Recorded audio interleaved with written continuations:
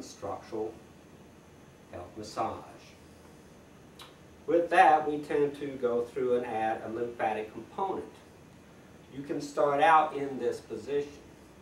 You can, because they're bolstered, take one hand following the ribs, and one hand following the ribs, follow that rib line, and go into a pumping action.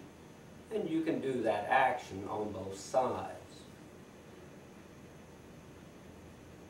Because of the extra leverage that you have here, because of all the padding, it gives you a really nice pumping action. So, keep the hands cupped, follow the ribs, and do your first pumping action, usually about 5 minutes per side. I normally start with the liver side, and then work my way to the spleen side. That would be the way I would do it. From there, I would simply have to change position to go into sideline position. Take this out, and take this out. You'll breathe in, come up on your hands and knees. Allow me to take this out. And it's a cute little jigsaw thing we can do here.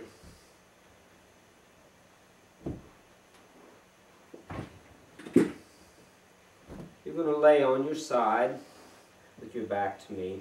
That goes right through here. And the arm falls into this little pocket that the pillow makes. Bring it down further, all the way down, raise up.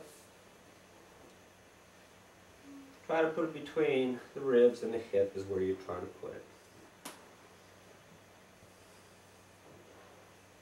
Bring the knees all the way up to you. Full fetal position. Bolster the legs. We take a magnet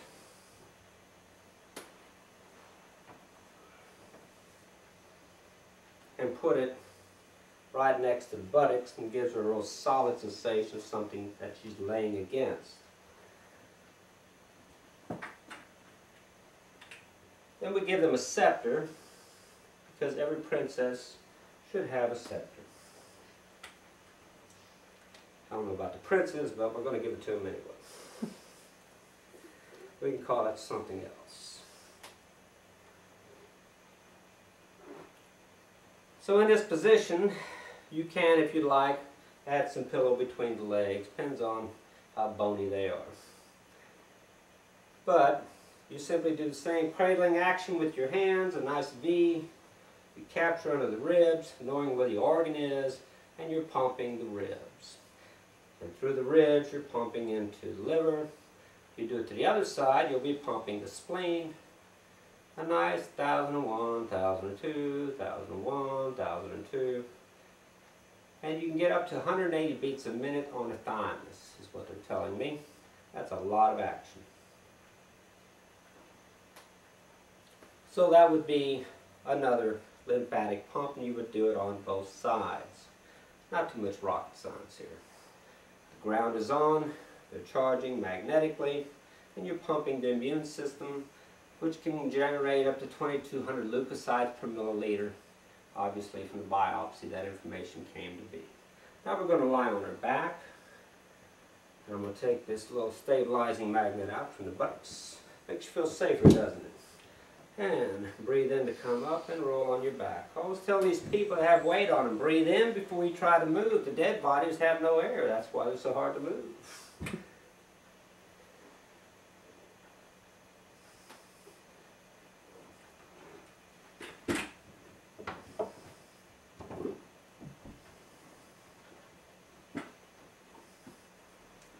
And again, we're into the position we had started with before.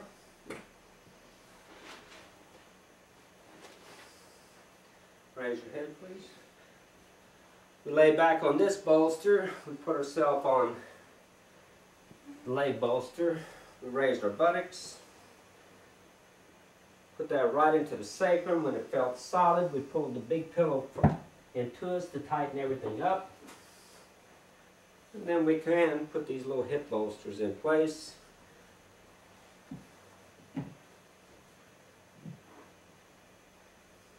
And we have our ground on.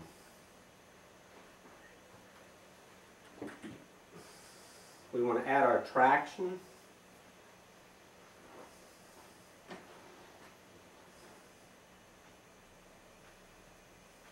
And we test the neck. Make sure she's bolstered well.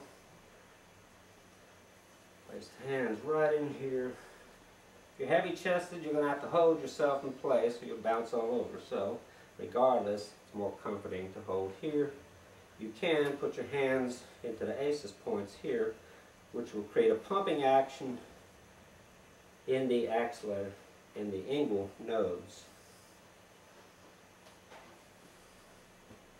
You can place a bottle of water, hot water, again into the inguinal area.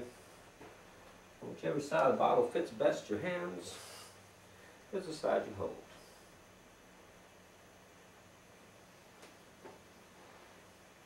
So at this point, my thumbs follow the clavicle. Sitting in a cupped hand, everything is always cupped. There are no hard hand positions here. And I go into a pumping motion. Now there's heat in the inguinal nodes, and her job is to kind of push down into those a little bit with her hand and feel the pressure transfer to the arms. So she's pumping one end of the nodes, and I'm pumping the thymus, sending T cells into the spleen that turn to leukocytes and increase by 2200 per milliliter, which is supposedly pretty cool stuff. Makes you feel good. You can also add these bottles to the axillary areas. You can take one apiece so that they would lay out like this, with a little towel around them. They're always wet towels. You want to use wet on skin. Don't want to go through baggies. So you could do the same thing here. Another wet towel around this hot bottle. And you want this directly on your skin, because the water permeates the tissue and creates a hydrostatic pump, which is not the same as being turned on through this conductive heat through chemoreceptors that just make you feel hot or cold. Same thing with that. So you can pump and add heat to the axillas and the inguinal areas at the same time and get this motion working. You can also go back anteriorly, the same cupped hand, and do your pumping. This person's floating, if you hadn't noticed yet, they're totally floating. If you have swelling, you would take wet hot towels wrapped around very hot microwaved bottle.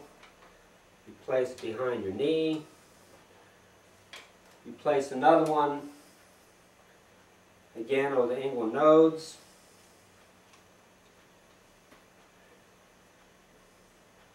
And you would place a cold rag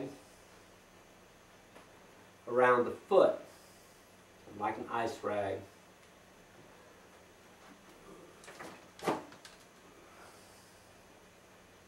So I would wet this and freeze it and fold it up, and I put it around the foot. And I would let this drain with that swelling. And I could set up all of the different heat points that I just showed. And this pumping would literally pull fluid out of that extremity.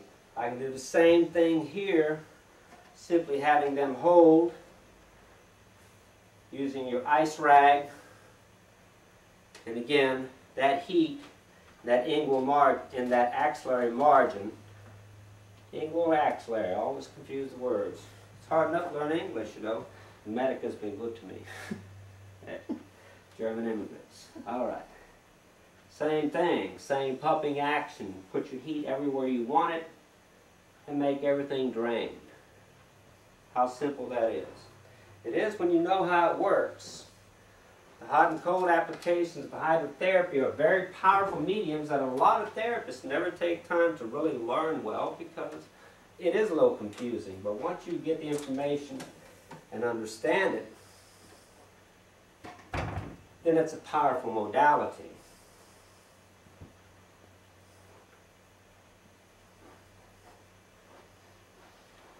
The other thing you can do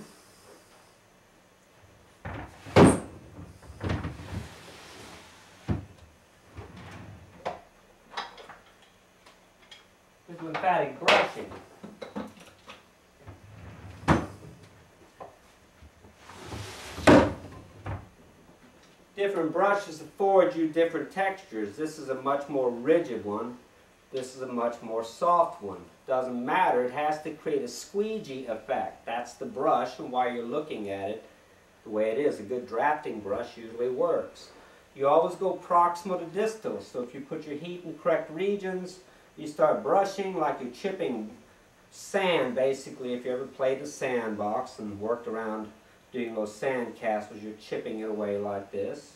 And you go proximal to distal, and then eventually just make long running lines. You can do that for lower region. You can do that, same thing in the axillary areas. You can drain. It doesn't take much. Remember, the vessels are just under the skin. Too much compression compresses the vessel, and it takes 24 hours to reconstitute. Ideally, starting in the morning, if you wear the ground at night, your lymphatics will be improved. You'll have more lymphatics in your face. Put the heat in the axillas, wet towel, sit, start brushing. And you're chipping as you're brushing. And then finally you'll get to where you can bring, and you can almost imagine the fluid flowing. Those lymph nodes that drain in the skin under the neck. It's a very powerful modality. You don't believe it until suddenly you say, wow, those micro cracks are filled. How cool. How long? Yeah, well, it's a cheap thrill, but hey, it's better than nothing to get you by for the evening sometime. Give me a quick facial. And it does. It gives you the rosy red cheeks of little children, you know. Moves that fluid, looks smoother. So you can do that with lymphatic brushing. So now you see how to drain, you see how to pump. You can take all the structural pieces that are in the previous information, and you can go through that. How much of it you want to do is up to you. You can do the visceral work we talked about.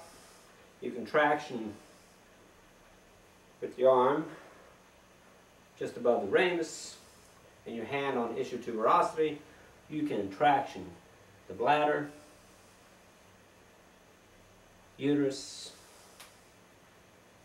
prostate conditions, all types of colon conditions, traction stomach, hydrohernias down, and everything else up. And all you have to do is know that you're using a leverage system on a bag of water. If you get this down, you'll get a lot of results for people. And that basically is it. That's a woman's structural health massage. If you have any questions, please come in and get some private training, and let us make you a specialist. Thank you.